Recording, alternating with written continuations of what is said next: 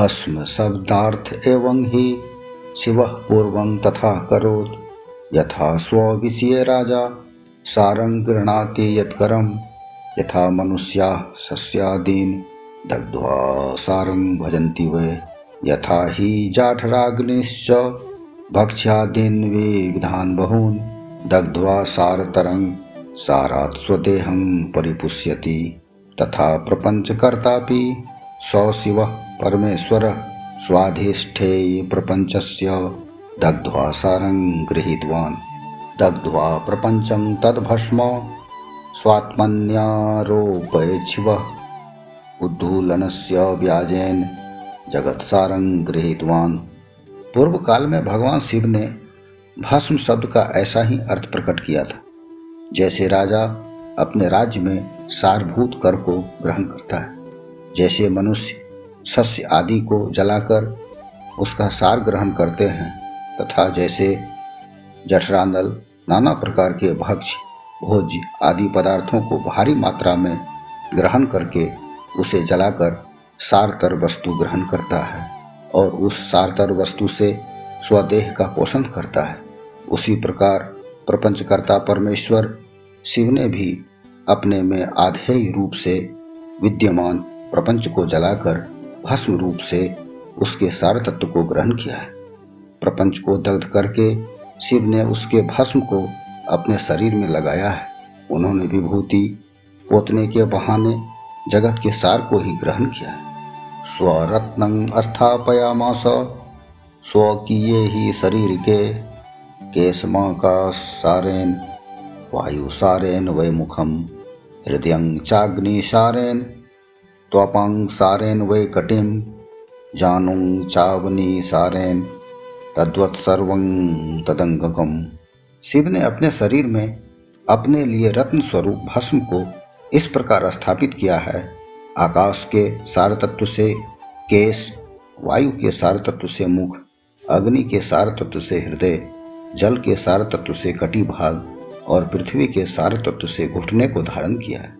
इसी तरह उनके सारे अंग विभिन्न वस्तुओं के सार रूप हैं। ब्रह्म विष्णवोश्च रुद्राणां सारं चैव त्रिपुंड्रकं तथा तिलक रूपेण ललाटान्ते महेश्वरः भूवृद्ध्या सर्वमेतद्धि मन्यते स्वयमित्यसो प्रपञ्चसार सर्व स्वमनेनैव वशीकृतं तस्मादस्य वशीकर्ता नान्यो अस्ति स शिवः स्मृतः यथा सर्वमृगाणां च हिंसको मृगहिंसकः अस्य हिंसा मृगो नास्ति तस्मात् सिंहं इति ऋतः।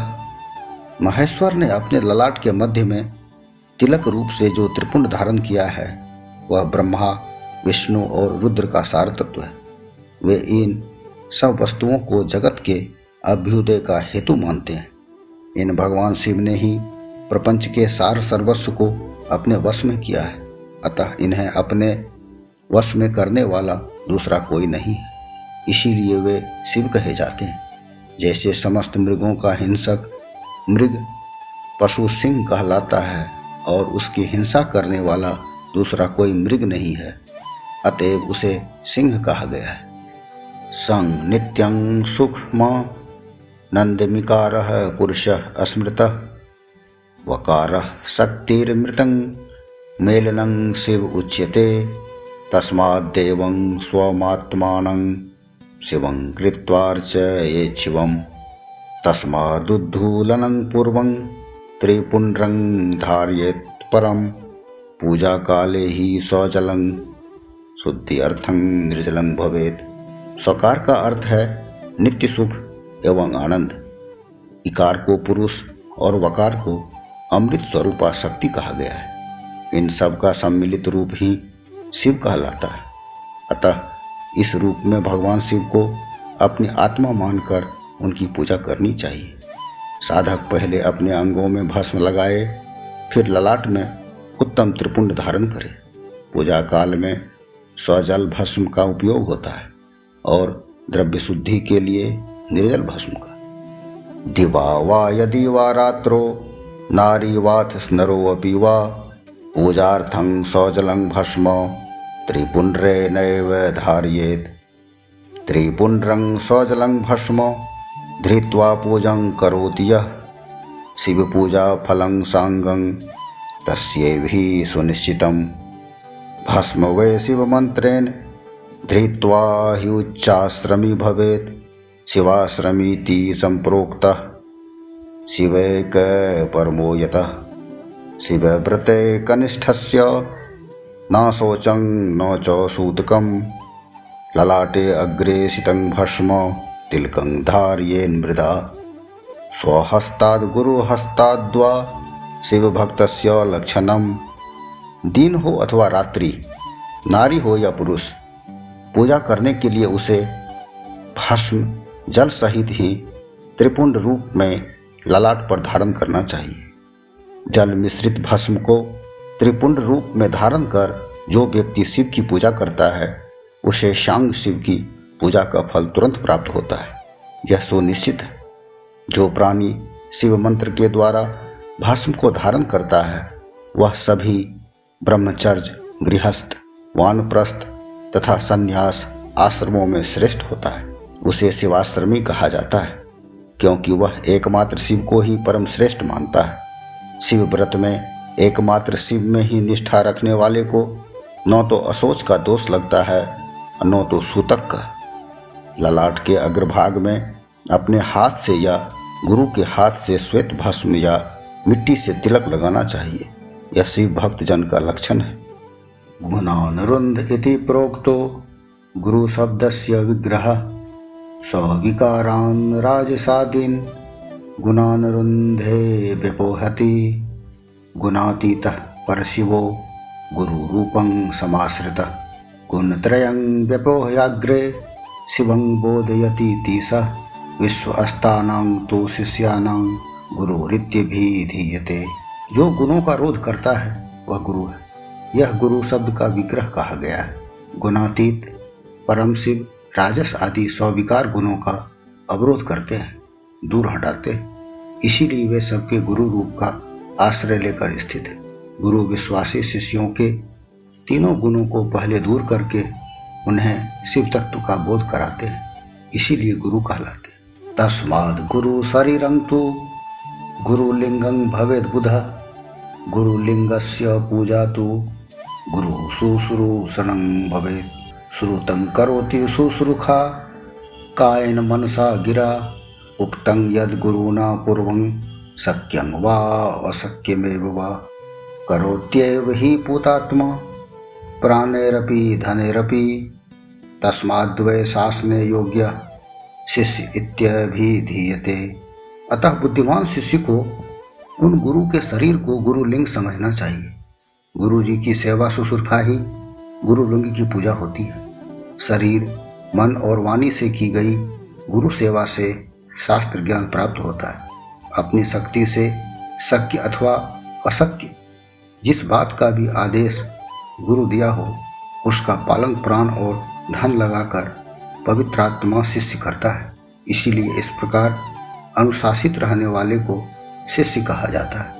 शरीराद्यार्थकं सर्वं गुरुर्दत्त्वा सुशिष्यकः अग्रपाकं निवेद्याग्र भुञ्जीयाद गुरुवनुज्ञया। शिष्यः पुत्र इति प्रोक्तः सदा शिष्यत्व योगितः। जिह्वालिंगान् मंत्र शुक्रं कर्णयोनो निषिच्य वै। जातः पुत्रो मंत्रपुत्रः पितरं पूजयेत् गुरुं निमज्जयति पुत्रं वै। संसारे जनकः पिता संतारयति संसारात् गुरुर्वै बोधकः पिता। उभयोरन्तरं ज्ञात्वा पितरं गुरुमर्चयेत्। अंगं शुश्रूषया चापि धनाद्यैः स्वार्जितैर्गुरुं। पादादि केश पर्यन्तं लिंगान्यंगानि यद्गुरो। धन रूपैः पादुकाद्यैः पादसंग्रहणादिभिः। स्नानाभिषेक नैवेद्यैर्भोजनैश्च प्रपूजयेत्। सुशील शिष्य को शरीर धारण के सभी साधन गुरु को अर्पित करके तथा अन्न का पहला पाक उन्हें समर्पित करके उनकी आज्ञा लेकर भोजन करना चाहिए। शिष्य को निरंतर गुरु के सानिध्य के कारण पुत्र कहा जाता है।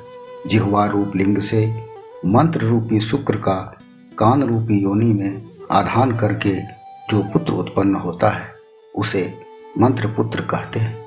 उसे अपने पिता स्वरूप गुरु की सेवा करनी ही चाहिए। शरीर को उत्पन्न करने वाला पिता तो संसार प्रपंच में पुत्र को डुबोता है। ज्ञान देने वाला गुरु रूप पिता संसार सागर से पार करा देता है। इन दोनों पिताओं के अंतर को जानकर गुरु रूप पिता की अपने कमाए धन से तथा अपने शरीर से विशेष सेवा पूजा करनी चाहिए। पैर से केश पर्यंत जो गुरु के शरीर के अंग हैं उनकी भिन्न भिन्न प्रकार से यथा स्वयं अर्जित धन के द्वारा उपयोग की सामग्री प्राप्त कराकर अपने हाथों से पैर दबाकर स्नान अभिषेक आदि कराकर तथा नैवेद्य भोजनादि देकर पूजा करनी चाहिए। गुरु पूजैव पूजा स्याच्छिवस्य परमात्मना गुरु सेवा तो यत् सर्वमात्म शुद्धि करी भवे। गुरु की पूजा ही परमात्मा शिव की पूजा है। गुरु के उपयोग से बचा हुआ सारा पदार्थ आत्म शुद्धि कराने वाला। गुरु से सह शिवोच्छिष्टं जलमन्नादि निर्मितम शिष्यानां शिव भक्तानां ग्राह्यं भोज्यं भवे द्विजा।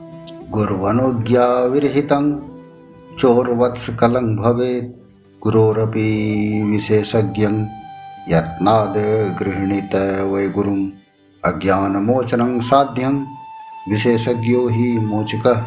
हे द्विजो, गुरु का शेष जल तथा अन्न आदि से बना हुआ शिवोच्छिष्ट शिव भक्तों और शिष्यों के लिए ग्राह्य तथा भोज्य है। गुरु की आज्ञा के बिना उपयोग में लाया हुआ सब कुछ वैसा ही है जैसे चोर चोरी करके लाई हुई वस्तु का उपयोग करता है। गुरु से भी विशेष ज्ञानवान पुरुष मिल जाए तो उसे भी यत्नपूर्वक गुरु बना लेना चाहिए। अज्ञान रूपी बंधन से छूटना ही जीव मात्र के लिए साध्य पुरुषार्थ है।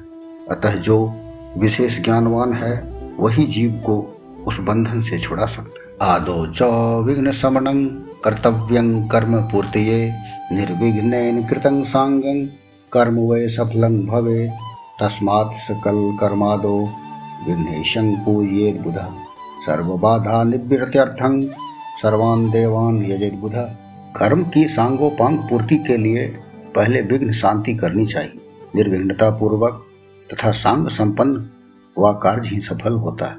इसीलिए सभी कर्मों के प्रारंभ में बुद्धिमान व्यक्ति को विघ्न विनाशक गणपति का पूजन करना चाहिए।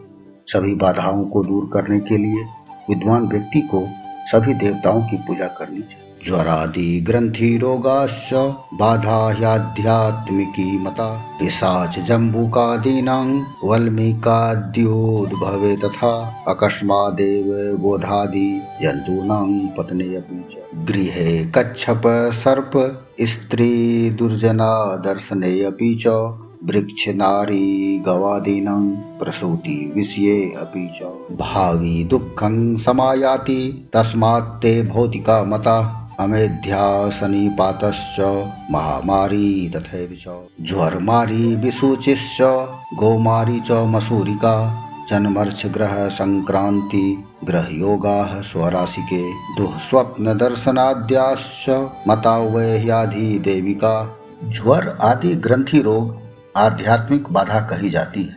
पिशाच और सियार आदि का दिखना, बौबी का जमीन पर उठाना, अकस्मात छिपकली आदि जंतुओं का गिरना, घर में कच्छप सांप दुष्ट स्त्री का दिखना, वृक्ष नारी और गौ आदि की प्रसूतिका का दर्शन होना आगामी दुख का संकेत होता है। अतः यह आधि भौतिक बाधा मानी जाती है। किसी अपवित्र वस्तु का गिरना, बिजली गिरना, महामारी, ज्वरमारी, हैजा, गोमारी, मसूरी का एक प्रकार का शीतला रोग, जन्म नक्षत्र पर ग्रहण, संक्रांति, अपनी राशि में अनेक ग्रहों का योग होना तथा दुख स्वप्न दर्शन आदि दैविक बाधा कही जाती है।